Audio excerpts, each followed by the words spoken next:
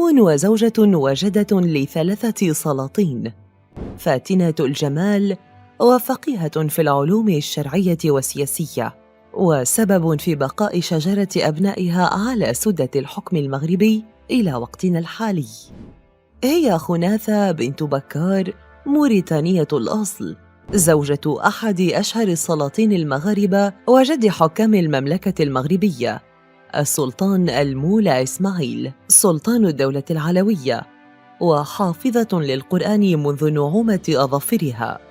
وهي التي دخلت قصر السلطان كهدية إليه، لتبلغ إثر ذلك درجات علمية فقط جميع زوجات السلطان، مكنتها من أن تكون مستشارة خاصة للمولى إسماعيل، حتى صارت أول وزيرة في تاريخ المغرب يتوسط بها ملوك أوروبا إلى زوجها السلطان ليطلق سراح أسراهم. فما هي قصة خناثة بنت بكار التاريخية؟ وكيف ساهمت في بقاء الدولة العلوية إلى وقتنا الحالي رغم كل المضايقات التي تعرضت إليها من قبل زوجات السلطان الأخريات؟ ولكن قبل أن نجيب عن هذه الأسئلة، لا تنسى الاشتراك بالقناة ومشاركة الفيديو مع أصدقائك. السلطانة الهدية. تبدأ القصة مع غزو سلطان الدولة العلوية المولى إسماعيل لصحراء سوس عام 1089 هجري، حينما قدم إليه وفود من عرب المنطقة لتأدية طاعتهم. الحدث الذي تقدم فيه شيخ بكار المغافري من إمارة البراكنة أولى الإمارات الموريتانية ليهدي ابنته خناثة للمولى إسماعيل الذي أعجب بجمالها وفقهها الأدبي، ولأن رب صدفة خير من 1000 ميعاد، فقد تزوجها المولى إسماعيل وأدخلها قصره إلى جانب زوجاته الكثيرات لتتمتع على إثر ذلك بمزيات لم تكن تحلم بها من قبل، لكن ذلك لم يثنها عن التعمق أكثر في العلوم السياسية والشرعية، خاصة وأن مكتبة القصر على ذمتها إضافة لعلماء البلد، مما ساعدها في النهاية إلى تحقيق إنجاز تاريخي غير مسبوق،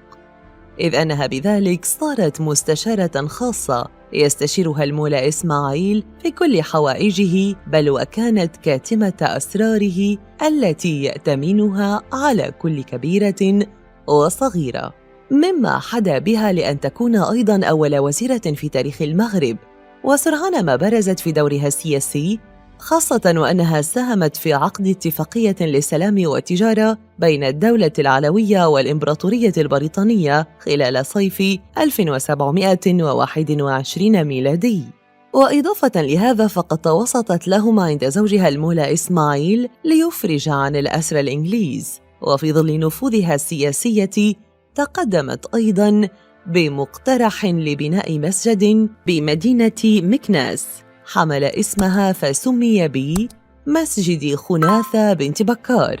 والذي كان قد انهار في أوائل سنة 2010.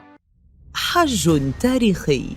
خلال موسم حج 1143 هجري بعث السلطان المولى عبد الله ابنه الأمير المولى محمد رفقة جدته خناثة إلى مكة المكرمة، التي أينما حلت خلال طريقها للبقاع المقدسة قوبلت باحتفالات فاخرة، من بينها حفلة وليمة مترفة نظمها حاكم طرابلس على شرفها، تميزت بطلقات مدافع البحرية الطرابلسية، لكن الحفلة الحقيقية كانت إثر انتهائها من تأدية مناسك الحج، فقد قُبلت بحفوة كبيرة من أهل الحرمين جعلتها في 3 أيام تعطي عطاء من لا يخاف الفقر، حيث أنها قدمت الطعام والشراب ووهبت ما يزيد عن 100,000 دينار على المحتاجين والمساكين، فما كان من الوزير المرافق لها إلا أن حرر فتوى على شرفها